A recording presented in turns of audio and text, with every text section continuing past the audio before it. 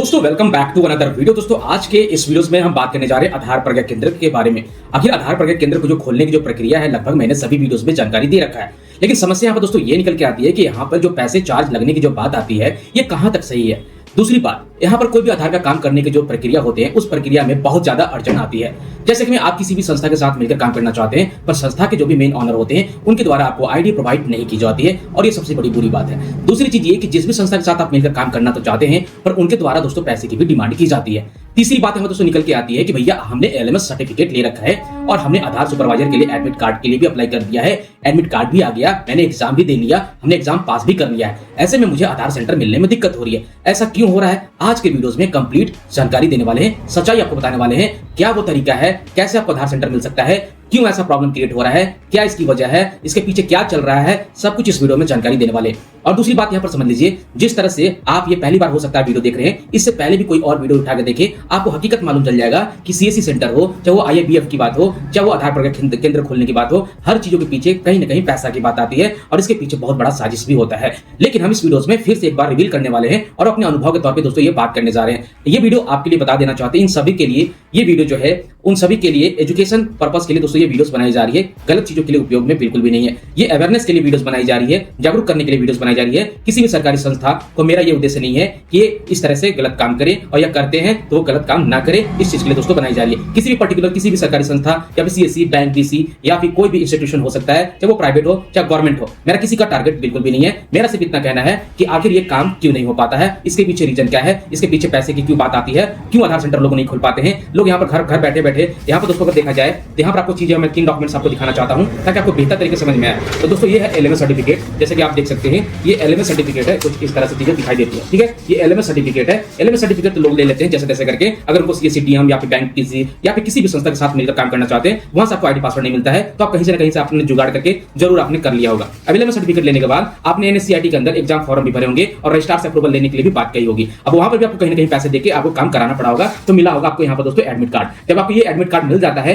तो क्या करते हो भैया, सेंटर पर जाते हो, एग्जाम देते हो, एग्जाम पास करने के बाद सीधा आपको मिलता है ये एक सर्टिफिकेट, ऑपरेटर या फिर सुपरवाइजर सर्टिफिकेट आपको देखने को मिलता है। ये लेने के बाद अभी तक मैं जहां तक समझ पा रहा हूं कि 99% लोगों ने जितने भी 3 से 4 महीने के अंदर में एलएमएस सर्टिफिकेट लिए है, वो लोग क्या कर रहे हैं, सर्टिफिकेट एग्जाम पास भी कर लिए हैं। और एग्जाम पास करना बहादुरी नहीं है, यहाँ एजेंसी, इनरोलमेंट एजेंसी कौन आपको इनरोल करने वाली है ये मैटर करता है। और ये जब आप एग्जाम पास भी कर लेते हैं और सीएससी, डीएम से जब बात करते हैं तो उनसे सबसे पहला सवाल यही होता है कि आपके पास बैंक बीसी है, और ऐसे में पता चलता है कि आपके पास बैंक बीसी नहीं है, सबसे पहला रीजन। दूसरा रीजन ये है कि अगर आपके पास बैंक बीसी निकल भी जाता है तो ऐसे में सबसे ज्यादा सवाल पूछे जाते हैं कि क्या आपने सीएससी आईडी एक्टिव रखा है, क्या आपकी सीएससी आईडी मैपिंग की गई है कि नहीं, क्या आपके सीएससी आईडी के अंदर में मिनिमम 100 ट्रांजैक्शन हो पा रहे हैं कि नहीं हो रहे। अगर आप सीएससी के थ्रू भी जाते हैं तो आपको यूसीएल का काम मिलता है, ना कि आपको एनरोलमेंट की काम मिलता है, यानी न्यू आधार एनरोलमेंट का काम मिलता है। यहाँ पर सबसे बड़ी बात क्या है कि एग्जाम पास कर लेना बड़ी बात नहीं है, हर कोई एग्जाम पास कर लेता है, कहीं से एलएमएस ले लिया, कहीं से आरओ अप्रूवल करा ली, कहीं से पैसे देके कहीं कुछ करा लिए, ये कोई भी कर सकता है। बट प्रॉब्लम यहाँ पर ये है, एनरोलमेंट एजेंसी कौन करेगा, कहां से आपने दिमाग लगाया, आप इसके पीछे जांच पड़ताल आपने की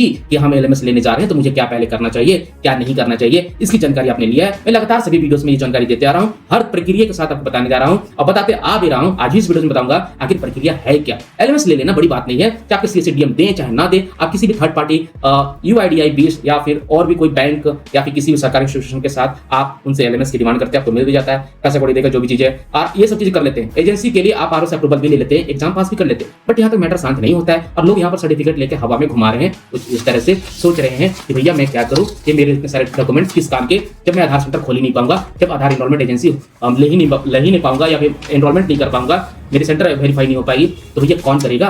और इस तरह से सारे डॉक्यूमेंट्स पड़े रहेंगे और इस तरह से आप हवा ले सकते हैं। जिस तरह से मैं ले रहा हूँ ये आपको लेना पड़ेगा। मैं बहुत जगह मैंने चीजें देखी है, हर जगह पैसे की डिमांड है। अगर आप जैसे एग्जाम पास कर लिए हैं, अगर आप सीएससी के साथ जुड़े हैं, चाहे वो बैंक बीसी के साथ जुड़े हैं, तो आपको सीधा बैंक बीसी के साथ बात करना होगा। सीएससी होंगे तो सीएससी का डीएम सबको बात करना होगा, उनसे जब बात करेंगे तो उनका सबसे पहला यही प्रॉब्लम नजर में आता है कहने के लिए कि भैया आपके पास बैंक बीसी नहीं है। तो बैंक बीसी नहीं है तो सबसे पहले आपको बैंक बीसी लेना होगा। जब बैंक बीसी है ही नहीं तो आप सीएससी के थ्रू कैसे काम करोगे। सीएससी के साथ रूल्स तो यही कहता है भैया बैंक बीसी रखो, तो आपको यूसीएल बेस आपको काम करने के लिए मिलेगा। फुल काम आप नहीं कर पाएंगे, न्यू एनरोलमेंट नहीं कर पाएंगे, बस डेमोग्राफी अपडेट कर पाएंगे। जब मुझे सीएससी के साथ ही जाना है तो भाई मैं बैंक बीसी क्यों जाऊं, मैं बैंक बीसी पर्टिकुलर साइट से लेकर मैं आधार का काम फुल काम कर सकता हूं, न्यू एनरोलमेंट कर सकता हूं, बैंक में काम कर सकता हूं, किसी आधार ऑपरेटर के अंडर में काम कर सकता हूं, कहीं भी कर सकता हूं। प्रॉब्लम यहाँ दोस्तों ये निकल के आती है कि जब भी आप अप्लाई करते हैं, एग्जाम सेंटर पे जाते हैं, पास कर लेते हैं, आपको लगता है कि मुझे आधार आईडी पासवर्ड मिल गए, मुझे इससे काम हो गया। नहीं भाई, ये सिर्फ आपका सर्टिफिकेशन कंप्लीट हुई है। आपको आधार एनरोलमेंट एजेंसियां जो होती है कुछ है, जैसे कि सीएससी है, और कुछ प्राइवेट्स हैं जो आपको इनरोलमेंट करती है, आपके सेंटर को इनरोल करती है और आपकी जो भी डिवाइस होती है लोकेशन अपडेट करती है, आईपी एड्रेस आपकी डेटाबेस में डालती है, सॉरी यूआईडीआई के डेटाबेस में डालती है, आपके नाम पे क्रेडेंशियल फाइल बनता है, तो जाकर आप काम कर पाते हैं। ये कौन बताता है भाई? कौन बताता है? कौन यूट्यूबर है जो ज्ञान आपको दे रहा है? कहां से आप सीखते हैं कि आधार एलएमएस ले लो, ये कर लो और आपको आधार आईडी मिल जाएगी? अधूरी जानकारी लेकर आप ये काम कर रहे हैं। मेरा सबसे पहला चुनाव और पहली बात यह है कि आप किस तरह से एलएमएस आईडी क्यों ले रहे हैं और लेकर आप करेंगे क्या आपको इसके बारे में मालूम है कि एलएमएस आईडी लेने के बाद क्या होता है? बहुत सारे लोगों को मैंने देखा है एलएमएस आईडी लेने के लिए बहुत ज्यादा रिक्वेस्ट करते हैं, व्हाट्सएप नंबर पे करते हैं, कमेंट्स में करते हैं, ये कहते हैं सर इस आईडी लेने के बाद यानी एलएमएस आईडी लेने के बाद मुझे आधार की आईडी मिल जाएगी क्या? अरे भाई कैसे मिल जाएगा? इसके पीछे भी बहुत ज्यादा पड़ाव है और इसके प्रोसेस के साथ ही गुजरना पड़ेगा। जो यूआईडीआई के जो रूल्स है वो ये कहता है कि सबसे पहले आधार का काम करने के लिए आधार का काम करने का तौर तरीका सीखना होगा, यानी कि एक तरह से टेस्टिंग मॉनिटरिंग तरह से की जाती है कि आधार का काम करने का जो मोबिलिटी है, इसके अलावा आधार का काम करने के जो तरीका में आता है वो आपका डेमोग्राफी क्या है, इनरोलमेंट कैसे की जाती है, वो सारी चीजें सीखने के लिए आपको किसी भी संस्था के साथ ई लर्निंग के लिए, सर्टिफिकेशन के लिए आपको ई लर्निंग के लिए आईडी पासवर्ड की रिक्वायरमेंट पड़ती है। एलएमएस आईडी कहीं से भी आप ले लेते हैं, सर्टिफिकेशन आपको भी खुद से कंप्लीट करना पड़ता है, यानी मॉड्यूल्स कंप्लीट करने होते हैं। एक तरह से कह सकते हैं कि आधार का वो एक तरह से सर्टिफिकेट है, ट्रेनिंग सर्टिफिकेट बोल सकते हैं। ट्रेनिंग जब आप कंप्लीट करते हैं तो भैया आपको एग्जाम भी तो देना पड़ेगा। अब एग्जाम देने के लिए दोस्तों यहाँ पर मामला खत्म नहीं होता है, इसकी भी थोड़ी लेंदी प्रोसेस है। जब आप एनसीईआरटी के अंदर अप्लाई करते हैं तो वहां लोगों को मालूम ही नहीं होता है कि आरओ क्या होती है, एजेंसी क्या होती है, इनरोलमेंट क्या कोड होती है, आरओ कोड क्या होता है, रीजनल ऑफिस क्या होता है, लोगों को मालूम ही नहीं है। बस इतना मालूम है कि वीडियो देखकर मुझे किसी के वीडियो देखकर अप्लाई कर देना है, बाकी आगे कुछ भी हो। पैसे देके भी लोग अप्रूवल करा ले रहे हैं, वहां तक ठीक है, बट क्यों?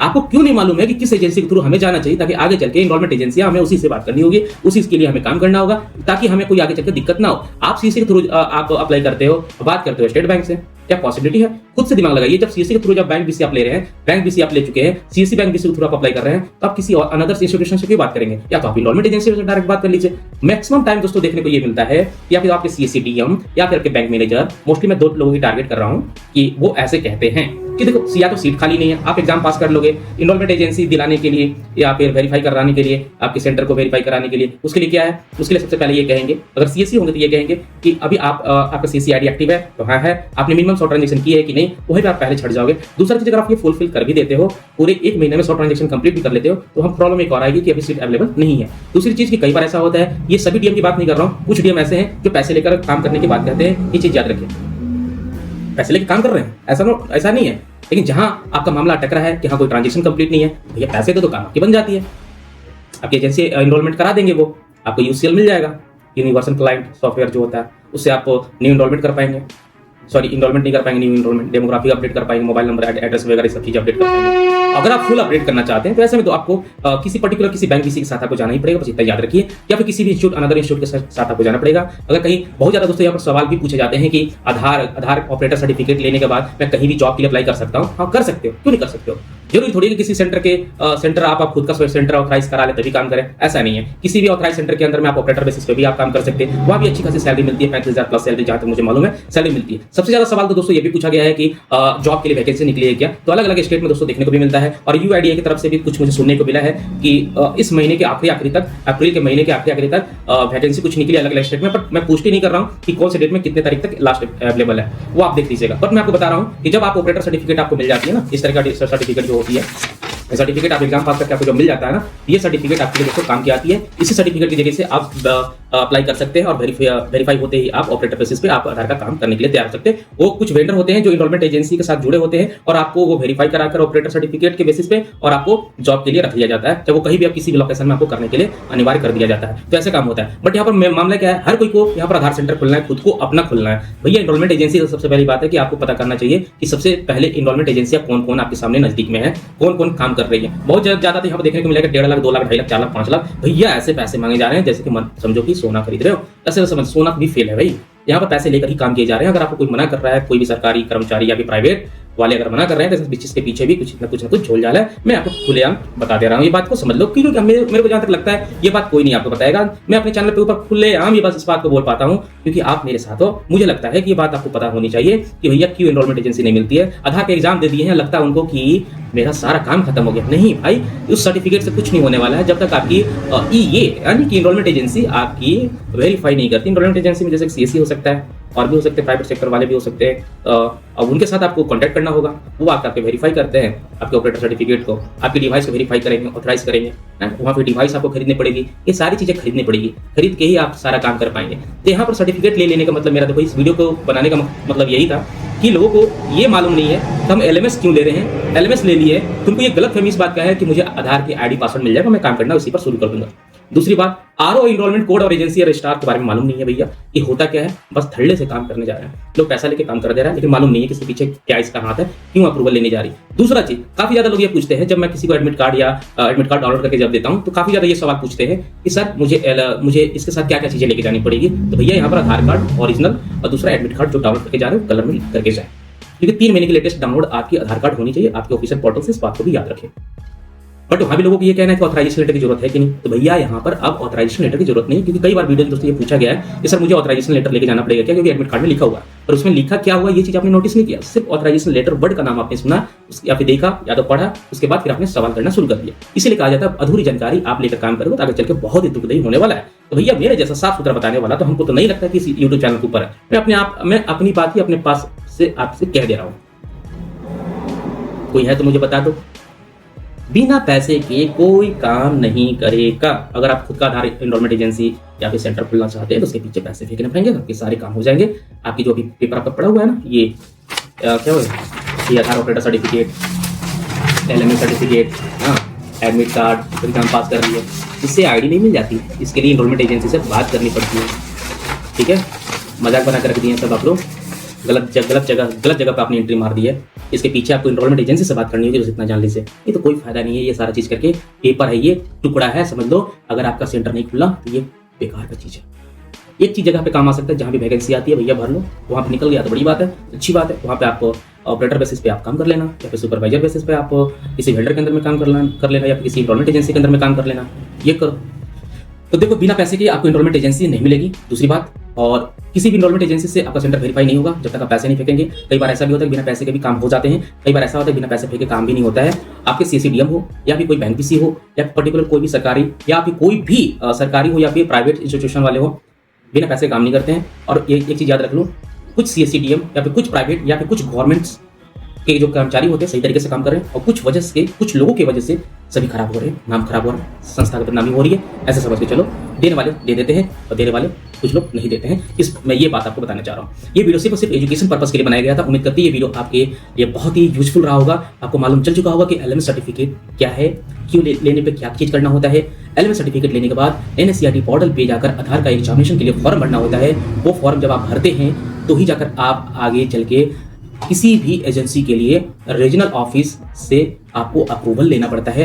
अप्रूवल होते ही आपको, यानी आरओ से अप्रूवल होते ही आप एग्जाम पेमेंट फी करते हैं, जो कि जनरली 510 रुपये 94 पैसे के साथ आपको पेमेंट करना होता है। उसके बाद ही आप किस सेंटर पे जाकर, किस डेट में आप सेंटर पे जाकर एग्जाम देना चाहते हैं, वो आपको स्लॉट बुकिंग करनी होती है। उसके बाद आपको मिल जाता है एडमिट कार्ड, और एडमिट कार्ड मिलने के बाद ही आप आगे कोई काम कर पाते हैं। ठीक है, एग्जाम सेंटर पे जाते हैं, एग्जाम पास हो जाते हैं, 100 में से 65 नंबर लाने होते हैं, ये सारा चीज काम कंप्लीट करते हैं तो आपको मिल जाता है अगले 24 से 48 घंटे में आपके एनएससीईआरटी पोर्टल पे सर्टिफिकेट को डाउनलोड कर सकते हैं। ये सब काम करने के बाद ही दोस्तों आगे चल के आपको आधार एजेंसी, इनरोलमेंट एजेंसी से बात करनी होती है और अपने सेंटर को इनरोल कराना होता है।